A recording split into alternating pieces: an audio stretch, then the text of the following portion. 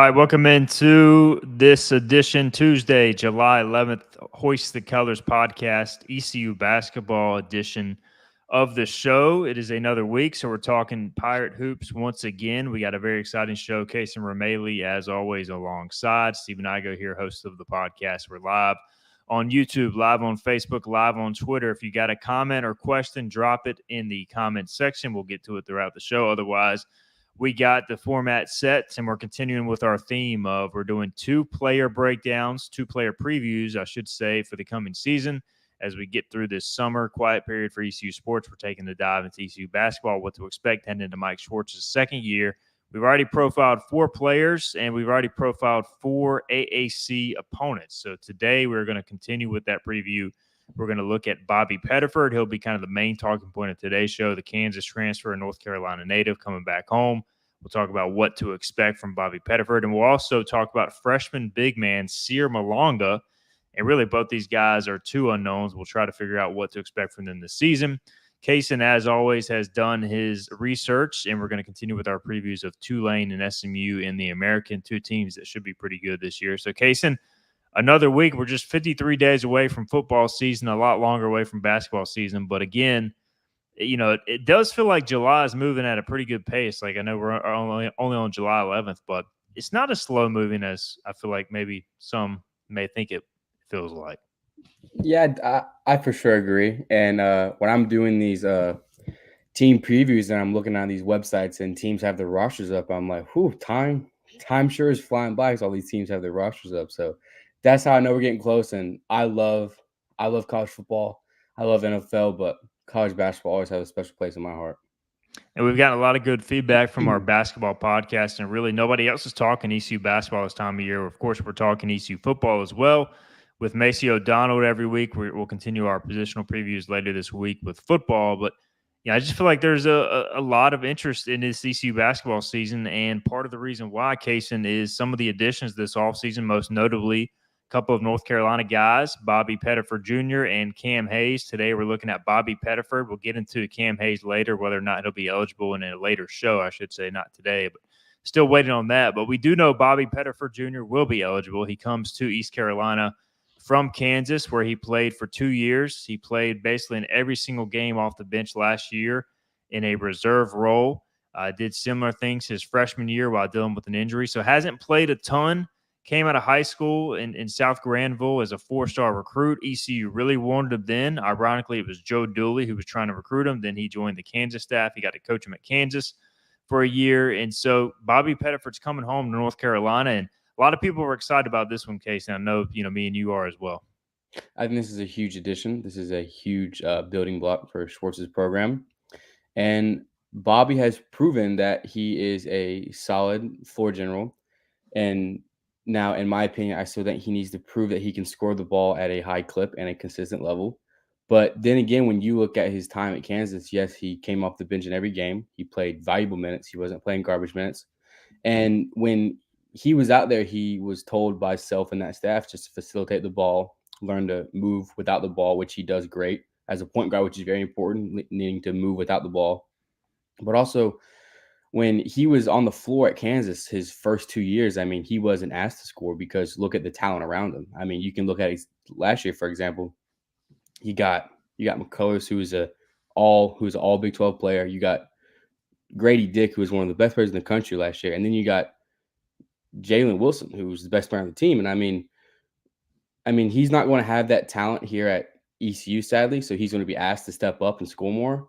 But I think that the building blocks are definitely there for him to be a great scorer. Yeah, he's just never been asked to, like you said, to shoot a lot. I mean, his season high in 3-point attempts last year was 2 in a game. So, I mean, he only shot 13 3-point attempts in 2 years, Case, at Kansas. Pulled up his high school numbers. His senior year of high school alone, where he was obviously the man for South Granville, he attempted 105 3-pointers and made 41 for a field goal rate percentage of 39% from deep. So if those stats are accurate, and we have no reason to believe they aren't, that's a pretty good 3-point shooting percentage. And I don't think he has to shoot at 39% from 3 to be effective.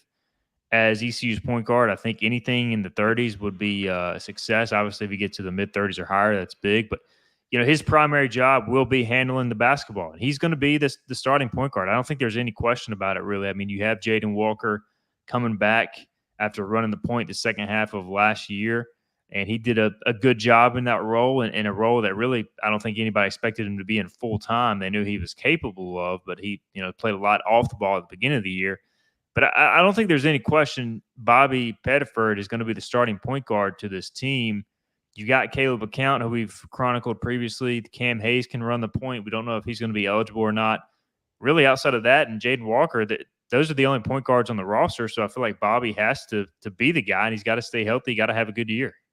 And also what coming with that, it also talks about his scoring is as your starting point guard in college basketball, you need him to score at least 10 to 12 points a game, because also Bobby's going to be eating up a whole lot of minutes. He's going to be playing 30, 35 minutes a game, and you're going to need production out of him. I mean, yes, in my opinion, he is going to have those assist numbers up. He's going to facilitate the ball. He's going to move the offense, and he's also an above average defender. He's a good defender. But I think that if you're going to be on the floor eating up 30, 35 minutes, you need to have production on the floor. And also with that, just like you talked about, you don't know what kind of point guard you have in Caleb. You don't know what kind of point guard you have in Caleb Account yet. And also you don't know if Jaden is going to play those minutes again as a point guard or if he's going to go back to wing. So those minutes by Bobby are going to be huge for this team this year. Yeah, and I think it is at least a luxury to have Jaden Walker in that potential role. Hey, if Bobby gets nicked up or if he's not playing his best on a certain night, you can always shift Jaden over. I think that versatility helps for sure. Having LeCount as a second-year guy now, not a freshman, should help. And obviously, if Hayes is eligible, he can step up and run the point too, even though he may be a little more comfortable and successful off the ball. But I want to get into what Bobby really brings to East Carolina. He's not the biggest guy in the world, again, 6 foot, close to 200 pounds, but he's built well. He's been in an elite college weight training program for 2 years now. And look, the guy played on a national championship team his freshman year, and then he played on basically one of the top teams in America every single game off the bench as a sophomore. So, yeah, his numbers might not be good, but he's been having the experience of playing with essentially the best team in college basketball for 2 years. When I talked to him, Kaysen, after he committed, he kind of admitted there were times where, maybe he didn't have as much fun as he thought he would have playing at the collegiate level, just because maybe he wasn't asked to score or was able to, do the things that he wanted to do, kind of envisioning coming out of high school. And I think the big part of this is getting his confidence back, because I do think he's capable of scoring more. I think he's going to, at the very least, provide excellent ball handling. I think he's going to provide solid defense on the point, on the perimeter. He's going to get some steals. So he's going to be a facilitator. He's going to be solid defensively, especially against other smaller guards. For me, the biggest key is scoring. How much is he going to score? You look at his high school numbers, Kaysen, and when he was asked to shoot a lot, again, the three-point percentages weren't great. Freshman through junior year, he shot 28% as a freshman, 29% from three as a sophomore, 30% from three as a junior, but was very successful from the free throw line, 74% all 4 years on a whole lot of attempts, and, very high success rate when he gets inside the arc. And then his senior year, shot 39% from three-point range. So I think he's going to be able to drive. A lot of his highlights from Kansas were him driving, finishing at the rim. If he gets to the free throw line more, I think maybe that's where we see him make a jump scoring-wise. And, I don't think he was asked to, hey, take the ball to the rack here and try to get fouled a lot at Kansas. So I think that, along with the three-point shooting, could really see his numbers step up. Just your thoughts on what he brings kind of knowingly, and then, the scoring, do we see a tick up? I definitely think there will be a tick up because he's going to have the opportunity. And just as I touched on before, it's just the players he was around and the players he played behind. I mean, if you look at the list of guards he's played behind his last 2 years at Kansas, I mean, wow, those are some of the best guards in the entire country. And Harris, you could argue, was a top 3-point guard last year in the country. And I mean, you're not going to, honestly, don't care who you are, you're not going to take minutes from Harris like that. And that's just how it is. But also something that I don't think people talk about is how, yes, he didn't play that much in games to score, but he was still banging bodies in practice every single day and learning from Harris, learning from Bill Self, learning from guards like Remy Martin, learning from, what was his game, Abaji, his freshman year when they won the championship. Ochai Agbaji, him, learning from him, learning from all those great guards that were there when he was there. I think that's a huge part in his development as a player. And yes, sometimes it did not translate to a game, but also sometimes you shine in better opportunities and you shine on other sides. And I think he has a perfect opportunity here to showcase what he was doing at Kansas that always didn't get to be shown because he was overlooked by the immense talent that they have. So, I mean, I think he definitely has the opportunity 100%, but he does need to prove that he can score at a high level, and he will have the opportunity here. I think he does have a chip on his shoulder going into the season. I think he'll be more comfortable back in his home state.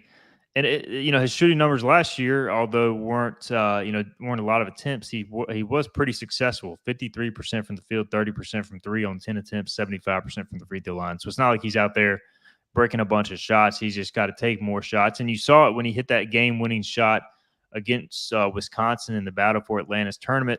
He turned around the next game, had a season-high 8 assists against North Dakota State. So to me, like getting his confidence back, he probably felt some confidence from that performance, that win over Wisconsin with the late bucket.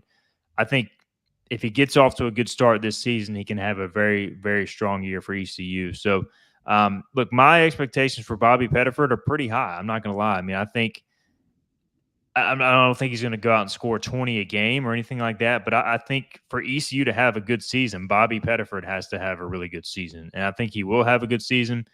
Talking to people around the program, he's already kind of established himself as a guy who, the work ethic is there, shows up, competes hard every day. Him and Cam Hayes have come in as older guys, kind of taking that leadership role as well as in the guard room. So I feel like this is I think it's going to be a breakout season for Bobby. It's just a matter of how high he goes. And the other key, too, is staying healthy. Talking to people around his situation, he was never healthy as a freshman. And at times as a sophomore, kind of slowed as well. So he's got to have a healthy season, and we'll see the best from Bobby Pettiford. But looking forward to seeing the North Carolina kid back in North Carolina, and looking forward to seeing what he can bring to the purple and gold, because I think it's going to be a very good year for Bobby Pettiford Jr. All right, let's predict his stat line. The two stat lines we got to predict today are very difficult, Kaysen, especially Cyr Malonga, who's the freshman we're going to profile here in a minute. You never know what to expect with freshmen. And you never know what to expect quite with transfers who have the talent but haven't necessarily had their shining moment yet. So there's a wide range of outcomes here. I'm interested to see where we land on this. I'll go first. So for me, I'm going 10 points a game for Bobby Pettiford Jr. I'm going 4 assists per game, and I'm going 3 rebounds per game for ECU's starting point guard. Your thoughts on his projected stat line?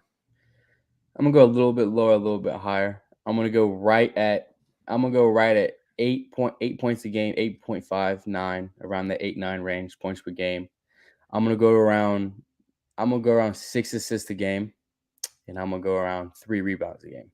Because I definitely think that a huge part of this team is going to be the pick and roll with Ezra and Brandon Johnson, the pick and pop with Brandon Johnson. Hopefully pick and pop with Ezra for real, but hopefully those numbers will be up because of that 100%. And I'm actually looking forward to that. Mostly about this season is Bobby's dynamic with both of those two bigs, because I think those 3 right there are a pretty good trio in the American right now. I mean, you look at last year and when Javon Small was healthy, so much of this offense was based off the pick and pop, the pick and roll at the top of the key. And I think that's going to be a major part of this offense again. And having a guy with Bobby's speed, we didn't get into the X's and O's part of it as much, but I think having a guy who can handle it with Pettiford, make the decisions with the ball like Pettiford can on the fly, kick it out to Johnson on the 3, maybe hit Ezra going down into the paint. Maybe Ezra steps out, like you said, this year some more. Yeah, I can definitely see his assist numbers being higher than 4. It's just, how much is he able to stay healthy and how much is he scoring? Because Javon would also benefit from that as well, where if they would go under the screen, maybe not respect Javon's three-pointer as much, that's when Javon would step up and hit some threes. So a lot of dynamics at play here, but I do think Bobby will be able to really benefit from the style of offense Mike Schwartz wants to run with this Pirate team. All right, we got a comment from the way he drew it up. He just says, already looking forward to next year's baseball season. Haha, what up, Igo? He is a constant baseball commenter. So I'm excited about next year's baseball season, Drew. But what about this year's basketball season, Drew? Are you going to be in Minji's Coliseum when the Pirates open up against some MEAC school on early November? I don't know. You better be there, otherwise you're not a true Pirate, Drew. So I just wanted to throw that out there. Um, but yeah, the schedule's starting to shape up a little bit. We can get into that discussion as well if you guys want to. But again, drop us a comment, question if you got anything. Otherwise, let's move on to Cyr Malonga, 3-star recruit out of Louisville, Kentucky. He attended Evangel Christian Academy in Kentucky. He was the number 3 player in the state of Kentucky. He averaged a double-double as a sophomore with 11.5 points, 11.8 rebounds per game. And then as a junior had 10.8 points, 7.9 rebounds per game, 6'11", 235 from Congo. Originally came over to the States. So the deal on Cyr Malonga, who was a 3-star recruit again by 24/7 Sports, had some pretty big early offers. I think ECU ended up landing him over Seton Hall. Cincinnati was in there as well.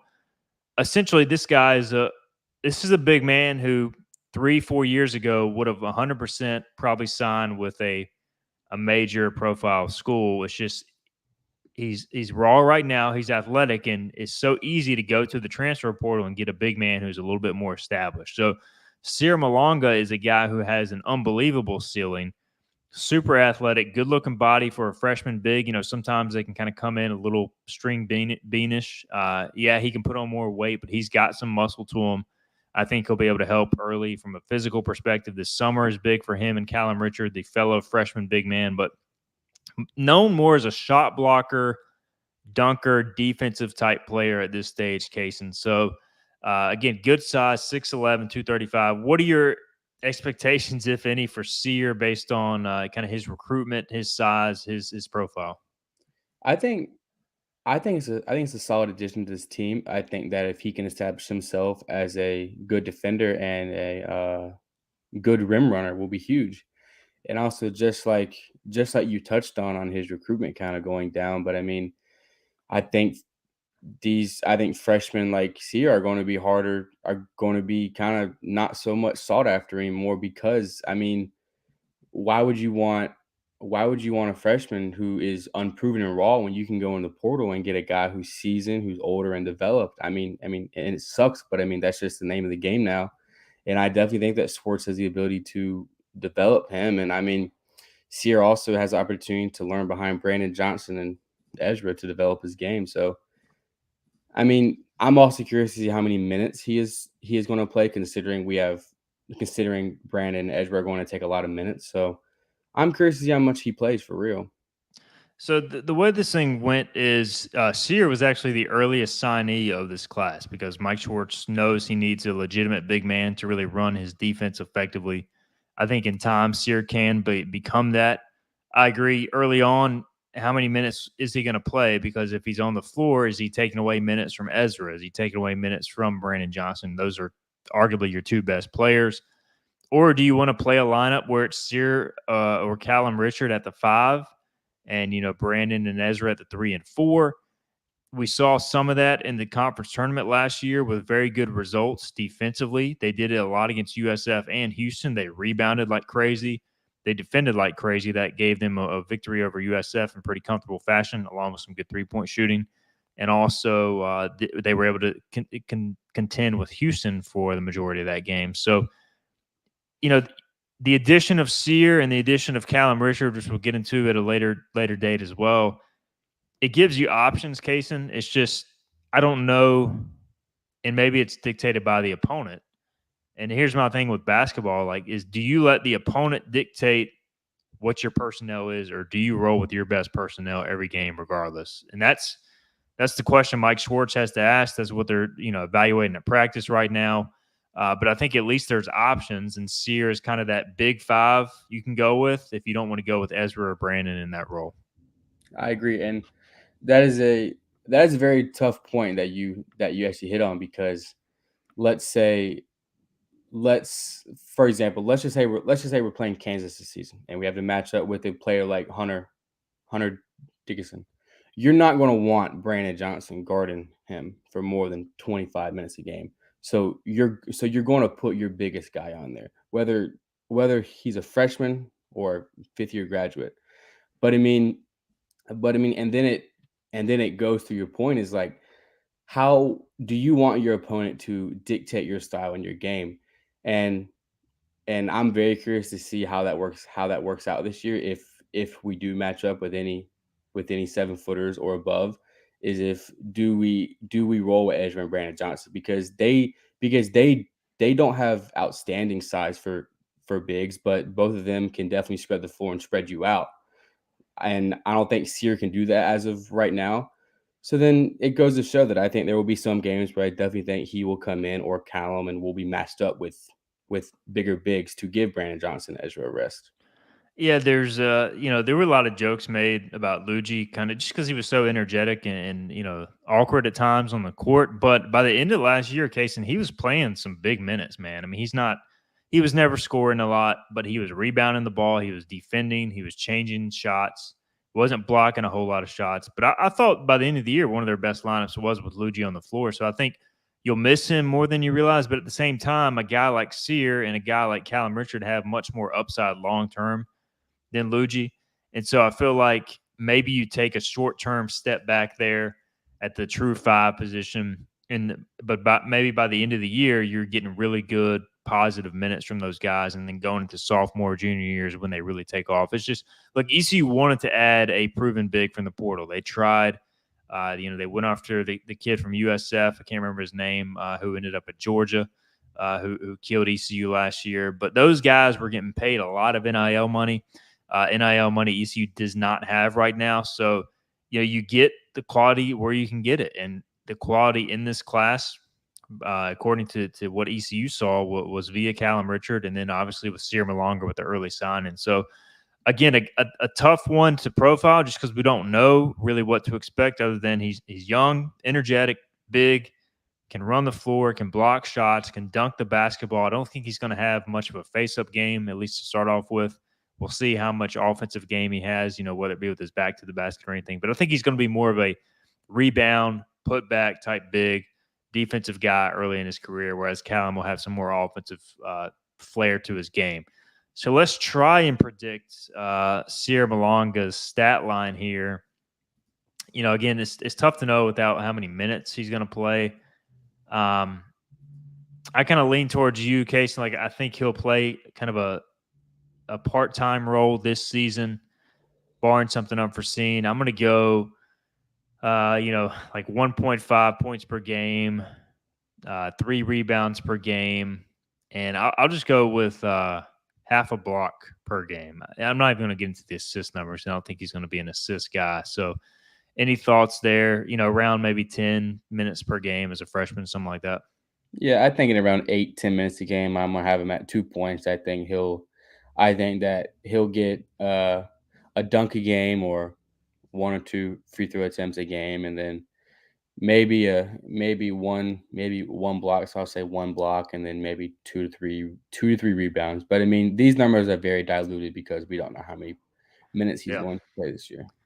I mean, you don't want to run this scenario, but let's say, somebody gets hurt in that front court. All of a sudden, you change kind of your philosophy. Maybe instead of Brandon and Ezra, you just have one of those guys and a stretch of 3 or 4 games, if somebody rolls an ankle or something. And in that case, maybe you go with Cyr and Callum more often than, say a 3-4-5 of, Jaden Walker, Brandon Johnson, Ezra. So just a lot at play here. But again, ECU has options, and that is an exciting thing because last year it was basically Luigi, and that was it. This year you got 2 really 7-foot guys, or 6'11", 6'10" guys, and both of them with good weight as well as young guys. All right, so there's your look at Cyr Malonga and Bobby Pettiford Jr. That will conclude our ECU player previews for this week. We will move on to 2 more next week. Now let's get into our American Athletic Conference preview. Again, we've already looked at Memphis. We've looked at Rice. We've looked at FAU, and we've looked at Tulsa. There we go. Trying to remember all the teams in this league is a challenge in itself, Kaysen. So those are the four we've looked at to this point. Today, we've got Tulane and SMU. Ron Hunter back once again with the Tulane Green Wave. He's done a tremendous job with Tulane. I think everybody that watches and follows college basketball loves Ron Hunter. He's the most animated guy on the sideline, and it seems like whenever Tulane comes to ECU, the Pirates always shoot lights out for the most part, and he gets a little frustrated. So if you've never seen Tulane at East Carolina, I can't recommend that enough. Just go stand by the Tulane bench. So really good year last year for Tulane, 20-11, 12-6 in the American. They do, the thing with Tulane, and we can get into this discussion too, is they have killed themselves with non-conference the last few years. Like, they've been an NCAA tournament caliber team in the league once league play begins, but they've been bad non-conference wise. Kaysen, why is that? And do you feel like that could change this year? And give us your early thoughts on what to expect from Tulane. I mean, well, first of all, let's get things started with they had arguably the worst non-conference schedule of all time last year. I mean, it was just horrible. I mean, if you look at the teams in it, they started off their non-conference versus UMBC, McNeese, Charleston Southern, Nevada, and Rhode Island, and that's probably the only good teams. They played Fordham, who was a good team, but I mean they played not a great non-conference schedule, and also in the games that they did play, they had some bad losses too. I mean they lost to George Mason at home by 6, which is not too good. And then also they had the worst loss in college basketball last year. They lost at home to Tulsa by 16. How do you lose to Tulsa? I mean, it's just ridiculous. And I think that if they want to be a tournament team, they have to put together a good non-conference schedule. And I'm curious to see what the non-conference schedule is this year, because looking at it last year, I was like, Ron, what are we doing? I mean, I know like Ron, you want to be a tournament team. Let's put together a good schedule. And speaking of Ron, I think he is again, he's a great coach and an even better person. He's so funny. He is electric on the sidelines. And I mean, if you look at his years in the American, his first year he was 12-18, next year 10-13, and next year 14-15, and this year 20-11. And every year there has been improvement. And I think that if you look at his past programs, the progression is the same. And they were third in the American last year. And I think that this year, why can't they do the same? And the first two teams in the American were Houston, who was one of the best teams in the country, and Memphis, who was a great team. And then Tulane was third, and they weren't even discussed as a tournament team because of how bad their losses were, and also the non-conference is horrible. So I mean, and I think with two major contenders gone in Houston and Cincinnati, they have the to me the door is open right now for the American Basketball Conference. You wrote down. By the way, great research again by Kaysen. He sent me over his notes on these opponent previews. You wrote down the progress they've made. So 12-18 was year 1, 10-13 year 2, 14-15 year 3, and including a 10-8 mark in the American, and then last year 20-11, including a 12-6 mark in the American Athletic Conference. By the way, the Pirates should have swept Tulane last year. They were really screwed in New Orleans with some bogus charge calls. But either way, he's built a program, and yeah, he's brought in transfers. But you look at this team, Case, and we've done several of these previews now. ECU is a pretty stable roster coming back. FAU, a pretty stable roster coming back. Rice, somewhat stable as well. Tulane, I would say, not kind of a balance, but definitely from the standpoint of they're returning 3 big pieces: Kevin Cross, Jalen Forbes, who's just a scoring machine, and also Sion James, who's just a beast of a wing. Averages close to 10 and 5 a game. He's been there a while. Those 3 guys, I think, have been there going on 3-4 years now. So you've got continuity there. And anytime you have kind of like 3 to 4 guys to build around, and you're adding some pieces. I know they lost Jalen Cook, which we can get into. Big loss there. But you're having 3 guys to build around. I always like teams like that have had guys for a couple years now. They've had success. They know what it takes. So you know what you're going to get there as long as they stay healthy. And then it's just about finding maybe another piece or two, really. And I think they can compete for this conference championship. I really do. What? Yeah, 100%. And also, when I was going through this, I was looking at their numbers, and their assist numbers are ridiculous. Listen to this. Kevin Cross averaged 14.8 points a game, 6.7 rebounds, 4.2 assists. And then Jalen Forbes averaged 18 points a game, 2 rebounds, and 5 assists a game. And Sion James averaged right near 10 points a game, 5 rebounds, and 3 assists. I mean, those are crazy assist numbers as a team in college basketball, in my opinion. Those are very, very high. And it shows that this team proves and shows that they can move the ball and they play together. And then basically they had 2 big losses. Jalen Cook was huge. He's going back to LSU, which is, I mean, what are your thoughts on that? I'm not very high on that program right now. I think, anytime. But first off, the college basketball is dumb because you got a guy who literally transferred from LSU to Tulane. And now he's going back to LSU because I assume he's getting paid a ton of money is the reason he's doing that. So, again, I'm not going to blame the student athlete for this, but as you wrote, Tulane's a better program. They're a better team. They probably have a better shot at making the NCAA tournament right now, especially if Jalen Cook is there instead of at LSU. So I got to imagine that Coach Hunter, Jalen Forbes, I'm sure they're happy he's getting paid, but at the same time, pretty pissed off that he's leaving really a great situation, I think. And there were times last year he was inconsistent. He takes a ton of shots. Him and Jalen Forbes just take so many shots. If they have an off game, which is rare, they do soak up a ton of missed shots and opportunities for the rest of the team. But I just feel like if you could add Forbes, or if you could add Cook to Forbes and Cross and James coming back again, I think this team would be definitely one of the top 3 teams in the league. Maybe they still are, but I think they would even be up there in the same discussion as Memphis, as FAU. Right now, I think they're a peg below them because of Cook's departure. And you brought up their transfer class, really not that impressive coming in. But again, you've got guys who, even Cooks and, Cross and Forbes, there were a time where they were transferring into Tulane, not scoring as much. And Ron Hunter has a tendency to get the most out of these guys. So maybe some of these guys on paper aren't the strongest, but I do think they have upside. So I just like Ron Hunter. I like Tulane. Their biggest issue case in is defense, man. They give up so many points. Until they get more consistent on that side of the ball with his matchup zone, that's the biggest area they've got to improve in. Yeah, I agree 100%. This team will put up 80 on you in a second, but they'll also give up 75. So I mean that is another major point for this team, same as it was last year. But I mean, I think Tulane knows what they have in Cross, Forbes, and James. But I think that finding those 20 points a game lost in Cook is going to be a challenge for them early. But I definitely think they can figure it out 100%. And Jordan Wood, who's a Howard transfer, right at 9 points a game, he's a really good stretch 4, can play 3, possibly 5. He is going to be a huge part for this team because he can stretch the floor, he can shoot it well. He'll be huge.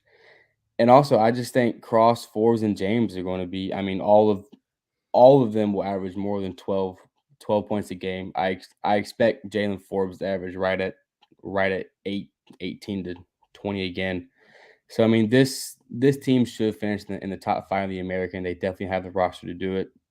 And just like we stated earlier, Hunter is progressing every single year. He was 12-6 last year in the American, 20-11 third. So I expect them to be better or right at it again. Tulane's ability to retain Willie Fritz and Ron Hunter, I think, have been huge for their programs. We'll see how much longer they can continue to do that if Ron Hunter wins at a high level again this year. All right, let's move on to SMU, where they are coached by Rob Lanier, former Tennessee assistant, just like Mike Schwartz. So you got a good relationship there. These two teams split last season. Pirates just edged SMU at home, and then they played like one of their worst games of the season at SMU. Of course, that was, I think, the same trip they had like a short turnaround after already playing Tulsa. I can't remember the exact setup, but it wasn't a great trip scenario. I think they had to stay on the road for that 2-game road swing. Either way, Was not a good year for SMU record-wise, 10-22, 5-13 in conference, but I want to say their net finished ahead of ECU, or at least close to it, because of their tough non-conference schedule, which you hit on here. But it was not a good year for SMU. They had high expectations. They fired Tim Jankovic because they expect to be in the NCAA tournament. Last year, they were about as far away as you can get, given the amount of resources. I mean, they're paying their players $30,000+ a pop, not to go 10-22. So I would expect, Kaysen, that, and I haven't really dove into what you wrote here about the incoming transfer class, but I would assume they added some pretty decent pieces and returned some decent players. They didn't add nothing, in my opinion. They didn't add nothing outstanding, but they did Right. add some good role players. But they did return Zurich Phelps, who averaged right at 18 points a game, who was outstanding. And many thought he would have stayed in the draft this past year, but he did withdraw right at the deadline.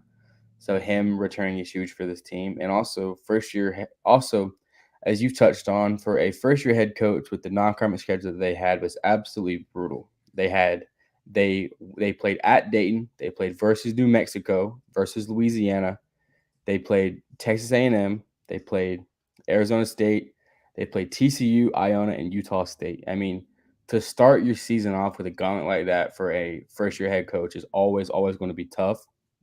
And I think that this team never really bounced back from that. I mean, it is very, very tough to go through that and not be able to bounce back. But I think this team will 100% be better because they definitely have the pieces. And they didn't lose too much. They did lose Zach Nadal, who's around 13 points a game. And besides that, they didn't lose any major pieces. But one thing that is interesting about this team, they have no incoming freshmen in this class, which is very, very rare for college basketball nowadays. So all transfers and all returning players, which is interesting. So they add, you mentioned Phelps. They do return Williamson, who is a former Louisville transfer. Jalen Smith had his moments last year for SMU, but really not a ton of proven production here. Effie, DJ, moving on, it looks like, who was a near double-double guy, 11 and 7 per game. So they add some pieces. BJ Edwards from Tennessee, 14 games played, not a ton of scoring there, but has some ability, former big recruit. Tyreek Smith from Oklahoma State, Jaheim Hudson and Chuck Harris have pretty good numbers. They both average around 10 points a game. So some solid ads, Kaysen, but no star player, it looks like, from the portal. So I guess the key here is, Phelps is going to lead the way. The guy is a machine as far as getting to the paint, getting to the line from the guard position. Williamson, strong rebounder, strong player in the paint. If you could get him to take a next step and then maybe get solid play from some of these transfers, maybe that's your recipe for success. Yes, 100%. And I think that last year me personally, it's gonna sound a little weird, but I was very, very disappointed in Samuel Williamson, because I mean he was a high recruit coming in. I was very high on him at Louisville because he fit that system well, in my opinion, and he never panned out there, and he transferred to SMU. And I mean, he had his opportunities last year, and he did not play very well. And I think that if he even scratches his surface or his ceiling here at SMU, they will be way, way better just because of that.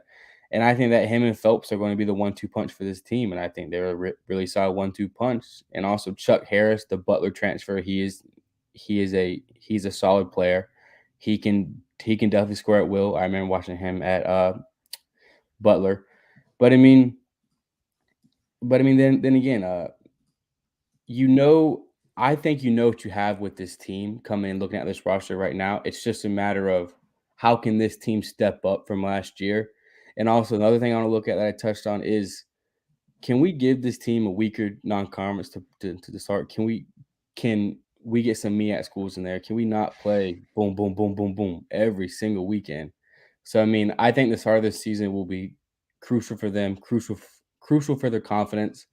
And I think that we should know what this team is right in middle of non-conference, in my opinion. Yeah, I mean, you got to find that balance with the schedule, and we'll talk at some point about ECU schedule, which I think to this point looking like a little, weaker than strong. based on some of the names we've heard. But you have some solid games on paper, so you want to give yourself a chance at an at-large bid if you have the season you're capable of having. The good news is if you're a good team and you have that schedule SMU has, you can get an at-large bid. But if you're trying to build a program and you have that schedule, you can get beat up and lose confidence real fast, which I think is what happened last year. So, again, 1-11 on the road, I think is what you had written down. So that's an area they've got to improve too. And they weren't the youngest team in the world last year, so it's not like they didn't have some experience. So we'll see what happens. SMU, really intriguing team going into year two. I do think they'll be a lot better. All right, there's your American Athletic Conference opponent previews as well. And that'll basically do it for our showcase and another solid edition of the Hoist the Colors podcast. Looking forward to what Pettiford will bring to the table this year. We also talked Cyr Malonga. If you missed any of it live, we will have this archived, of course, on YouTube. We'll have it archived on the podcast as well. We've now done 6 players. We've chronicled Bobby Pettiford, Caleb LeCount, Ezra Asar, Benjamin Biela, and Cyr Malonga. I believe I named 6 there. If I didn't, I left somebody out. But either way, next week we're going to do R.J. Felton, who I think is poised for another big year. And we will also do another freshman in Takori Faison. So how about that? We'll go R.J. Felton and Takori Faison, 2 guys I think we're both very high on in this program, and we'll get into maybe who we do next in the American off the air. But Kason, this was fun. We're another week closer to some sports happening once again. Yes, sir. We are counting down the days. College basketball. I cannot wait. Ronald Jones says, great job. Thanks for listening, Ronald. Thanks for tuning in. And I'm sure as we get closer to the season, we'll get more and more interaction. But this has been fun either way. I'm learning a lot. Kason is educating me on what to expect from the American this season. So that excites me, and I hope you guys are as well. All right, we'll be back later this week, most likely for a football positional preview, and then me and Case will be back probably sometime next week. Also, be on the lookout for a baseball podcast. We're going to take a look at next year. We're going to be rejoined by Jonathan Wagner, Scott Lorbatcher after the draft at some point in the coming weeks to kind of preview next year's baseball roster. All right, so we got a lot coming your way. Also, hoistthecolors.net, the latest info as well on ECU Athletics. Thanks for listening. We'll be back with you next time on the Hoist the Colors podcast.